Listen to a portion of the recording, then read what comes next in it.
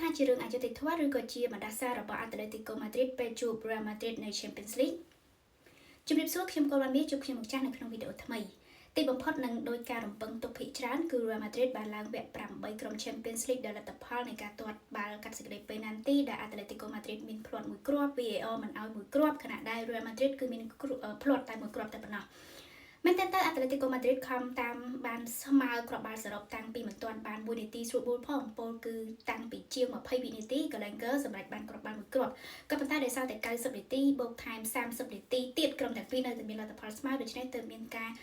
ទាត់បាល់កាត់សេចក្តីពេណាល់ទីនេះមិនបានធ្វើឲ្យអាតេចាញ់នៅអស់ចិត្តនោះទេព្រោះថា VAR បែរជាចូលរួមបដិសេធគ្រាប់បាល់របស់ Julian Alvarez ដោយថាគេបានប៉ះបាល់2ដងទើបមានការទាត់បញ្ចូលទីកត្តានេះគឺដោយសារតែកីឡាកររបស់ Real Madrid បានតវ៉ាជំរុញឲ្យអាជ្ញាកណ្ដាលនឹងពិនិត្យ VAR ហើយ VAR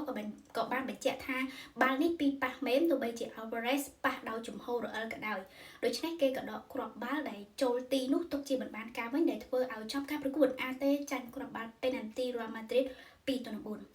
តាមច្បាប់ការទាត់បាល់ពេណាល់ទីពីប៉ះគឺពិតជាមិនត្រូវឲ្យមែនហើយលក្ខខណ្ឌនេះក៏មិនអាចតម្រូវឲ្យមានការទាត់ឡើងវិញដែរទាត់ឡើងវិញលើកណាទាល់តែជំហររបស់អ្នកចាំទីចេ